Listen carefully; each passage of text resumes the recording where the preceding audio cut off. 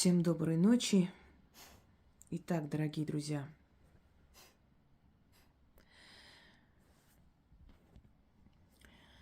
я постепенно знакомлю вас с таким понятием, как печать или клеймо. И этих печатей великое множество, но выделяются самые-самые такие зловещие, если можно так сказать, которые ломают жизнь человека и до того времени, до того момента, пока не найдется профессионал, который уберет это клеймо, они не дают жизни человеку.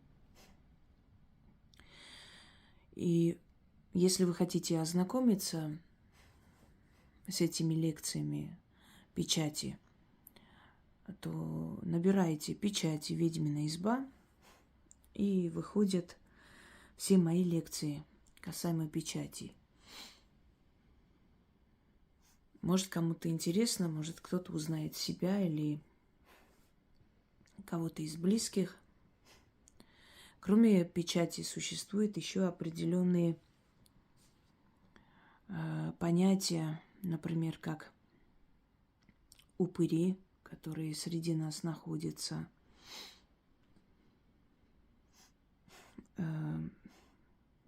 дитя смерти, это тоже печать недавно снимала,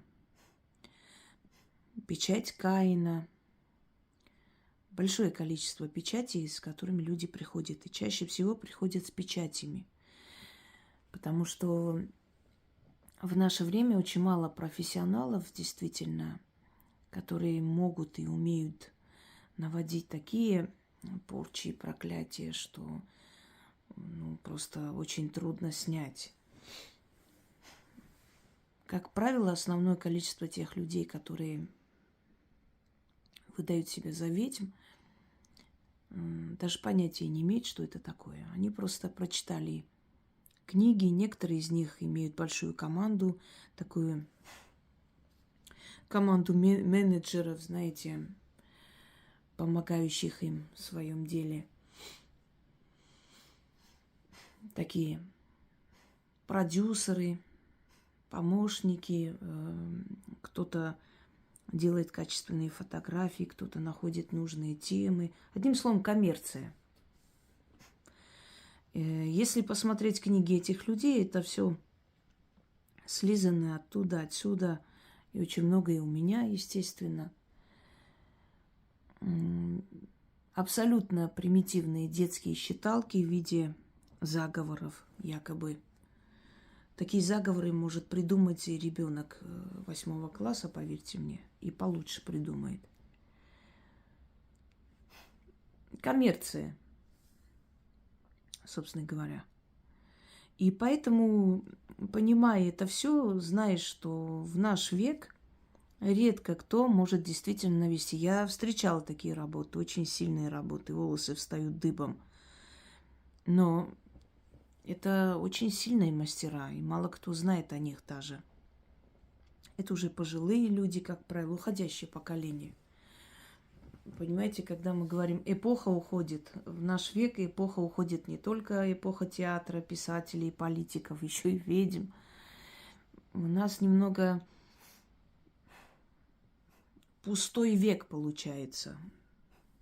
Кроме супермаркетов, возведенных за 2 дня на честном слове, пластиковых бутылок, наверное, мы своим потомкам мало что оставим. И именно поэтому в старину можно было поверить, что вот родилась бы я на 200 лет назад, то я бы поверила, что да, существует, то есть могут делать такие порчи, и очень сильная история помнит о таких делах, и их делали, и насылали даже на именитых людей, на королей, на императоров. Это реальность, и даже они с этим соглашались, верили в это и боялись этого. Сейчас очень мало. Очень мало таких работ. В основном это печати людей на людях. Так вот, немного напомню о родовой печати, то есть проклятие рода, тоже печать, естественно, клеймо. Проклятие рода делится на 3 категории. Если вам интересно, родовое проклятие, ведьмина изба, наберите, посмотрите. Так вот, родовые проклятия делятся на 3 основные категории. Первая – это когда род вырождается, алкоголики, наркоманы, тюремщики, все, заканчивается род. Рождаются в основном девочки, мальчики слабые, нет продолжителя рода, и род заканчивается. Второе. Туда же входит и дитя смерти, кстати говоря. Дитя смерти – это такое особое проклятие, когда когда-то, жертвуя одним ребенком, спасли остальных, теперь как бы приходит такой момент уравниловки, так называемой, да, гармонии, равновесия. Теперь ради одного все умирают, остается один. Это тоже входит в проклятие рода, именно первой категории, когда род вырождает, заканчивается. Второе. Когда один в роду откупается за весь род. Это откупник. Печать откупника. Он один откупается за весь род. И про него тоже рассказано, печать откупника, можете зайти посмотреть. Выбирается самый перспективный, самый лучший и самый работоспособный, и отличающийся в роду. И его приносят в жертву, можно сказать. Силой забирают лучшего, чтобы род имел право на продолжение. Третий момент. Но я хочу вам сказать, что родовое проклятие – это справедливость. Люди, конечно, могут сказать, что ну как, я же не виновата, что мой прадед был там, например, стукачом, вот из-за него расстреляли всю семью, а я сейчас страдаю. Или когда был случай, когда женщина все время у нее выкидыши, не получалось родить ребенка. И когда просмотрела судьбу, оказалось, что ее бабка работала в лагере и топтала беременных женщин, била их по животу, чтобы они выкидывали плод. Получала особое удовольствие. Была такая тоже в немецком лагере, такая вертухайка. Не помню, как ее звали, ее называли бешеная кобыла, она тоже топтала беременных. Узнавая, что женщина беременна, она радостно приглашала, помогала, кормила месяца 2-3. Когда начинал животик чуть-чуть проявляться, она, значит, втаптывала. Вот такое делала эта тварь. И бабка этой девушки точно так же себя вела. И поэтому она не может родить ребенка. У нее все время выкидыши.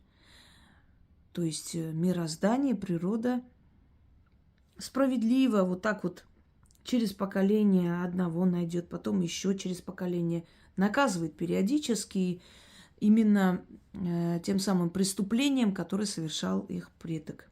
Видите?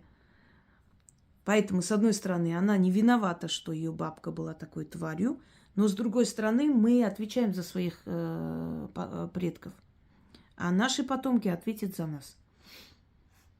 Сделаем добро, нашим детям вернется. Сделаем зло, то же самое случится. То есть намеренные, да, сделанные. Так что это справедливо. Вселенский судья выносит вердикт, и род начинает страдать, принимает эти страдания. И человек, который сотворил это, он не находит покой.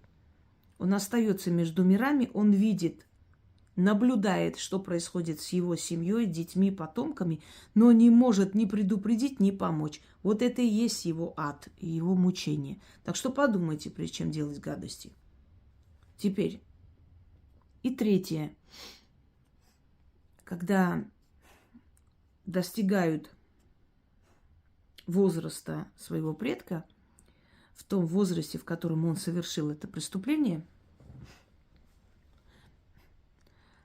практически каждый второй, а иногда и все, смотря какое поколение настигнет. Может, 7 поколений, 40 поколений иногда есть такие страшные преступления, что очень долго расплачивается род.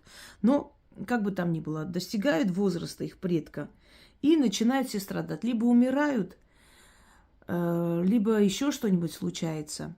Одним словом, это третий так, тип родового проклятия. К этому типу можно отнести проклятие рода Юсуповых. Юсуповы происходят от монгольского или татарского хана, еще не точно известно, а может он был кипчакский хан, различные, нагайский хан, это точно неизвестно, но известно, что он был мусульманин и пришел он из Орды, Юсуп хан. И он получил у царя Алексея Михайловича, значит, то есть не из Орды он давно пришел и находился здесь, на Руси, и был уже, имел имение, один из самых богатых помещиков, можно сказать, хозяев земли, но носил свой титул, и иногда его называли князем Юсупом. Однако он был в своей религии, в своих традициях, одевался, как подобает мусульманину. И так получилось, что он на Великий пост, не зная того, по неосторожности, не думаю, что специально он хотел это, пригласил патриарха и угостил мясом. Гусь жареный принесли. Патриарх подумал, что это рыба, съел, а потом оказалось, что это мясо. И он разозлился, что вот он посчитал, что его оскорбили, и пожаловался царю. Царь позвал Юсуп хана и дал ему 3 дня. За 3 дня либо он принимает православие, либо он отдает все свое имущество и уходит. В течение 3 дней, одним словом, он предпочел богатство. Он принял христианство, изгнал из дворца Хафизу, если кто не знает, это частица Корана, учителей, всех своих детей, всех привел православных священников, поменял религию ради имущества. Быть может, если бы он по убеждению поменял, не было бы того проклятия, но поскольку он ради денег это сделал, уходя, эта Хафиза сказала: все твои потомки будут расплачиваться за твой грех. И ушла.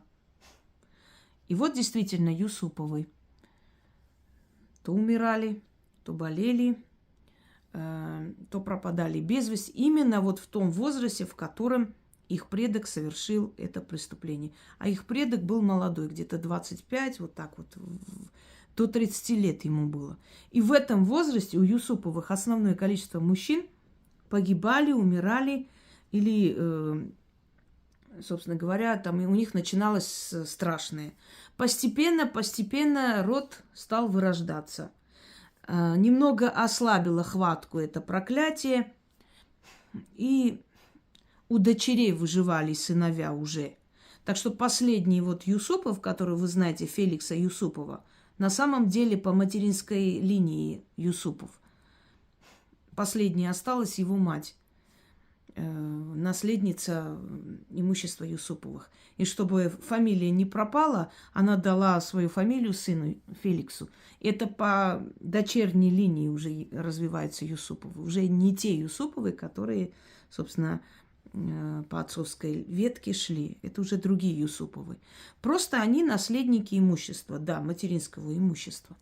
Видите, сколько веков прошло, а это проклятие Юсуповых так и осталось. Второе проклятие – Долгоруковы.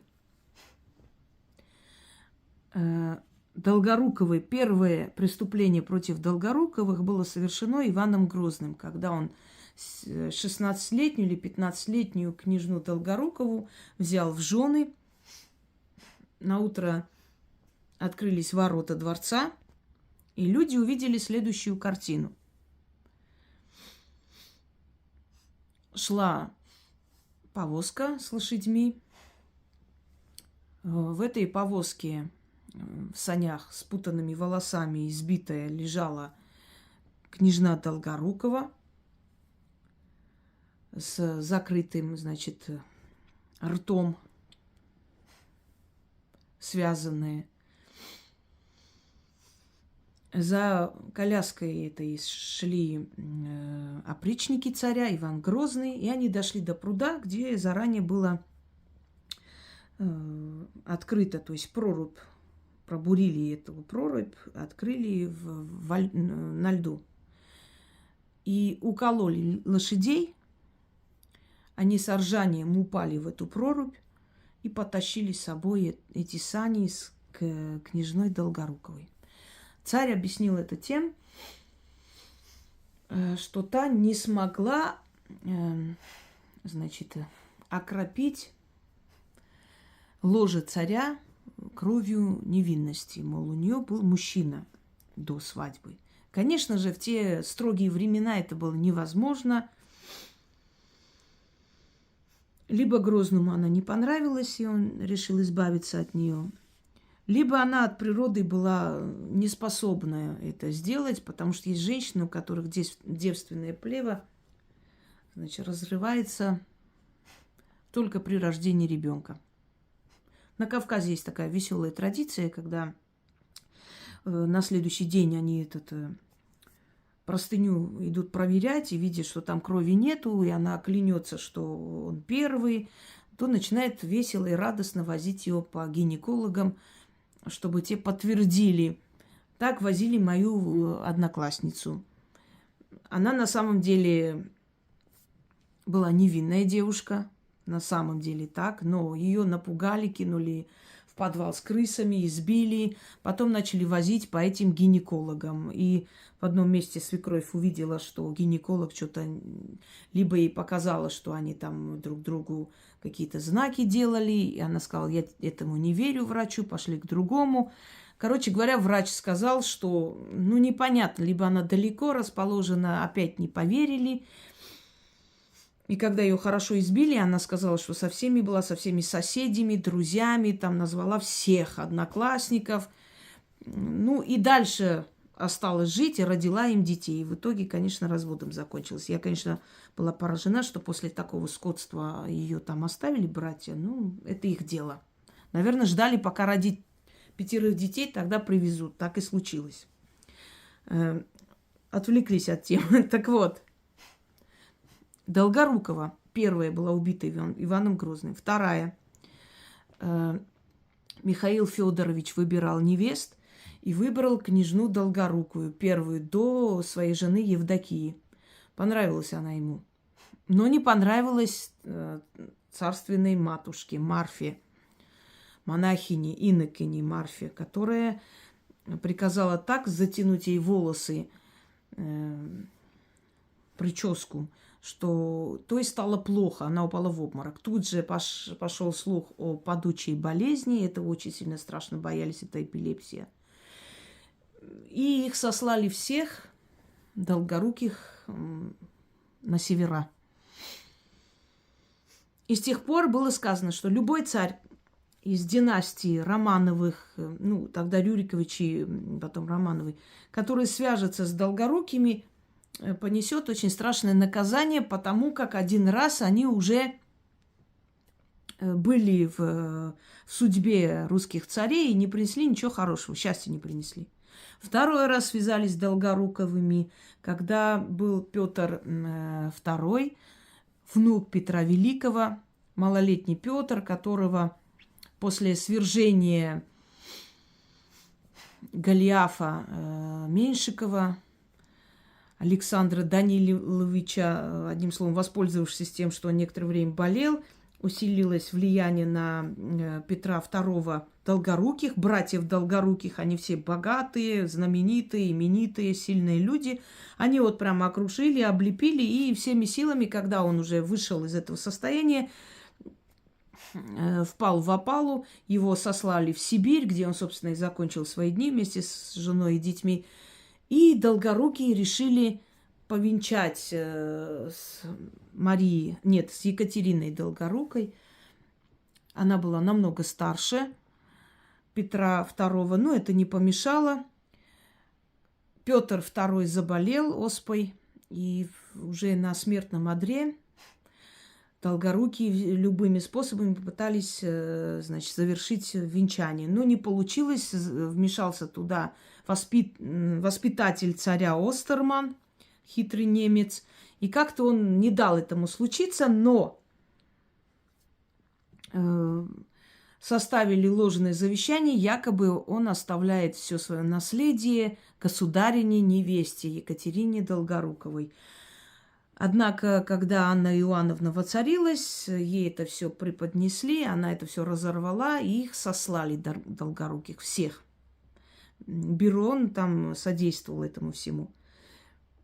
Вот второе проклятие. Второй раз работало, когда Долгорукая опять связалась с Романовым. И третье проклятие. Александр II, который был убит, то есть покушение на убийство. Первый раз покушение не получилось, но погиб его там кучер или кто-то еще погиб. Он пешком шел, конечно, но вокруг него были его телохранители. И он пошел навестить его в больнице, и возле больницы его все-таки убили. Ну, раз судьба была умереть.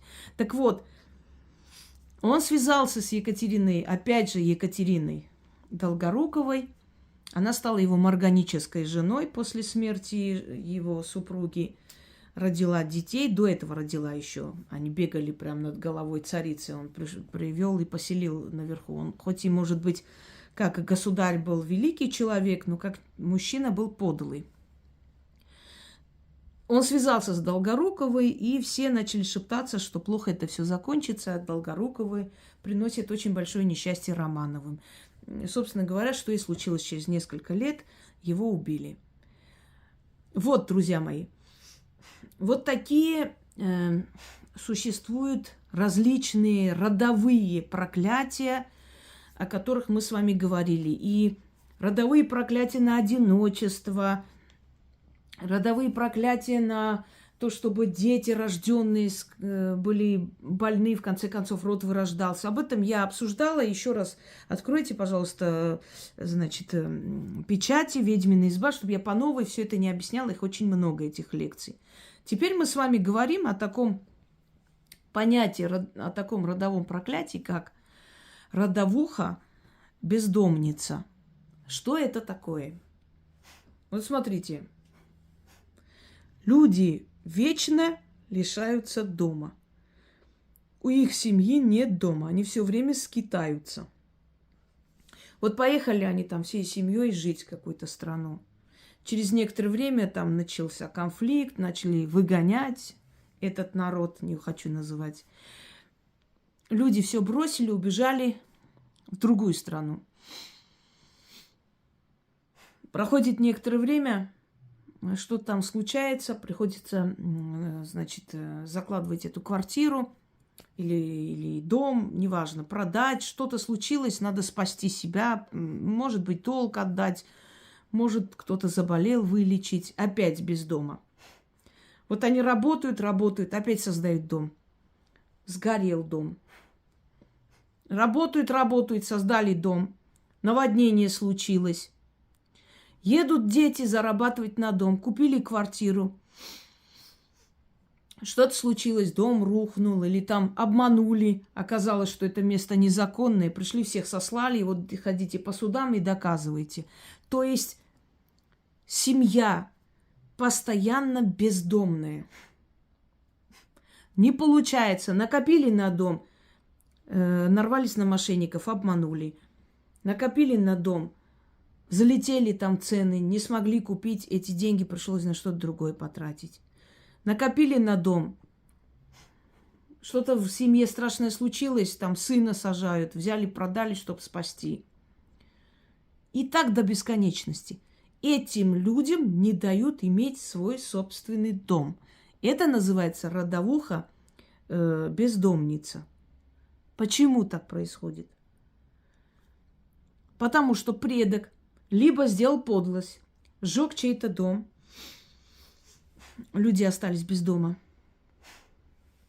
отобрал чей-то дом, обманул когда-то кого-то, Ну, предположим, мало ли, ну, возьмем там уже времена оттепели. Вот в это время очень много было всяких мошенничеств. Людей заставляли там, начали работать банки, сберкнижки и так далее. Ну, то есть могли подделать, взять деньги и убежать. Кто-то из ваших предков, там дед, прадед, обманул девушку, там бедную сироту, обещал жениться, сказал: продай дом, переедем ко мне в нашем селе, с матерью моей со мной будешь жить. Она продала, бедная, он взял эти деньги и там прогулял, а потом сказал: ничего не знаю, ты мне ничего не отдавала, иди доказывай. И она, бедная, осталась без дома. То есть каким-то образом отобрали чужой дом. Было страшное время, 37-й год, ну, в общем, 30-е годы, когда ради того, чтобы получить жилплощадь, писали донос. Писали донос на людей, чтобы тех расстреляли, а потом шли сразу, просили: а можно мы вот эту комнату займем, потому что там хозяев нету. Такой случай случился в 32-м году, что ли, или 33-м, сейчас извиняюсь, не помню точно. Только начинался этот красный террор. И написали донос на молодую семью, что они там хранят валюту, что они, значит, иностранные агенты. Начало коммунистической власти, они всего боялись и очень бесчеловечно реагировали, истребляли просто, ликвидировали всех, кто был не лоялен или против их власти. И приходят, значит, эти НКВДшники, чтобы забрать, и чисто по случайности заходят именно в тот дом, где, ну, откуда они написали донос. Заходят и видят какой-то золотой предмет на их столе. Видимо, они кто-то где-то украли. Ну, жулики, что угодно. Может, у какой бабушки взяли. Старинная вещь императорского там времени. И всех забрали, допросили и расстреляли. Как врагов народа. Вот. Не рой, другому яму называется. Так вот. Вот такие были страшные времена. Например, тот же самый Вишинский, генеральный прокурор, которого шутливо называли Януарович. У него была железная хватка. Он был очень интеллектуальный, сильный человек, но очень подлый. И когда ему нравилась чья-то дача, он на этого человека, значит, шил какое-то дело, какого-то профессора, дача понравилась ему, и он на него завел дело. Этого человека расстреляли, через некоторое время он с семьей переезжает в этот дом загородный. И его дочь была душевно больная, потом бездетно умерла. Ничего хорошего, его самого убили в Америке, нашли его, достали. То есть все наказуемо. Вот это и есть. Отсюда и формируется родовое проклятие, понимаете? Возьмем более, недавнее, близкое к нам время, 90-е. Заставляли людей подписывать, отдавать дома. В подвалах держали их детей. И те шли на все, подписывали, отдавали, якобы продали и отбирали дома. И те же черные риэлторы, которые так делают. Все это в итоге оборачивается, знаете, вот если вы слышите меня, и вы такими делами занимаетесь, или вас соблазняют: давай сделаем, ваш род за это будет платить бездомностью. Или во время войны, во время оккупации городов, когда друг на друга доносили, потом занимали их дома. Есть такой фильм про Одессу, когда пришли некоторые в касках, и местные жители друг на друга доносили, чтобы получить их квартиры со всеми там удобствами и прочее.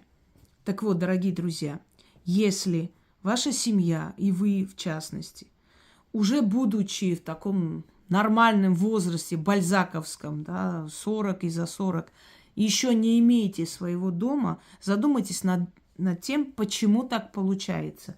Если уже не раз, не два копили, пытались, если горит дом, если вас обманывают, не туда вложили, Если не получается в любом случае, или приходится все время продавать, уходить, если все время попадаете в эти военные зоны и уезжаете, опять оставляя, бросая свой дом, очень может быть, что у вас та самая вековуха, бездомница. Вы расплачиваетесь за своих предков. Они когда-то каким-то образом, естественно, подлым образом, забрали у кого-то дом или сожгли у кого-то дом, или обманным путем продали и не отдали деньги. В любом случае, людей лишили дома. И теперь их потомки не могут себе позволить дом. Пожалуйста, не задавайте вопрос. Вот вы рассказали, а как это снять? Я как врач, я рассказываю о болезни, но лечение в прямом эфире или там в ролике не рассказывается. Если эта печать имеется, это снимается. Но в данный момент я рассказываю вам, что это такое и как это распознать. И, быть может, кто-то в этом узнает себя и свою жизнь. Если у вас были вопросы такие, почему так происходит, а почему, как проклято, иногда люди говорят, не могу никак на дом копить или купить, или что-то случается, или чего-то. Вот вы идете, живете в доме там своей сестры, не знаю, там знакомые, например, сдают вам или говорят, коммунальные плати, вот они уехали, вот ты живи у нас дома. Годами будете жить, ничего не случится, все замечательно. Стоит иметь свой дом, обязательно что-то случается. Или приходится оттуда уехать, или что-то с этим домом не то, или приходится продавать, или оказывается, эта сделка не заключена правильно, и вы лишаетесь дома, и потом не можете никому ничего доказать. Или вы не туда подписали, и у вас дом забрали, вы даже не поняли. И такие глупости делают люди. Но кто-то вас подтолкнул к этому, и вы лишились дома. Или, например, взял человек, там, заложил банку дом и не смог выкупить, а он был уверен, что выкупит, понимаете? И это все ушло. Или не смог заплатить, вот как только у него все было хорошо с делами, как только он взял дом в ипотеку, все закончилось. Прям как перекрыли источник. Не может платить, ни копейки нету, ничего не идет, никто ничего не покупает. Как проклятие какое-то, говорят люди. Все остановилось, он не смог заплатить, банк забрал обратно этот дом. Понимаете, вот о чем речь. Или проиграет там кто-то дом, например, муж, предположим, и такое бывает. И карточный долг – это страшное дело, могут и всю семью уложить, и такое было не раз. Приходится отдавать, чтобы спасти себя и детей. Или вы все создаете, выходите замуж, и все время получается так, что вы убегаете от своего собственного дома, чтобы спастись, все отдаете, лишь бы от тебя отстали. Тоже может быть. Именно тоже может относиться к этому. Итак, если у вас такое случается, покопайте у себя, то есть покопайтесь у себя в роду. Если не знаете, естественно, вы не сможете это понять, но иногда бывает, что, например, где-то вы это слышали. И даже если не слышали, но это все совпадает с вами, у вас наверняка именно вот это проклятие, этот вид, этот тип родового проклятия называется вековуха бездомница. Оставил ваш предок кого-то без дома, теперь вы остаетесь, его потомки. Забрали дом у его потомков, у его рода навсегда, понимаете? Он забрал, и у них забрали. Ты оставил человека, ты оставил семью на улице, обманул, забрал деньги, не знаю, все что угодно, любым способом. Расстреляли их, и ты занял их площадь. Ты забрал это и радовался. А теперь у твоих потомков дома не будет. Они будут жить в чужих домах, но не в своем доме. Как только создадут свой дом, уйдет с молотка. Вот и все. Прослушайте, обдумайте. Это вам полезно знать. Точно так же, как и об остальных печатях и об остальных типах родового и иного проклятия. Всем удачи!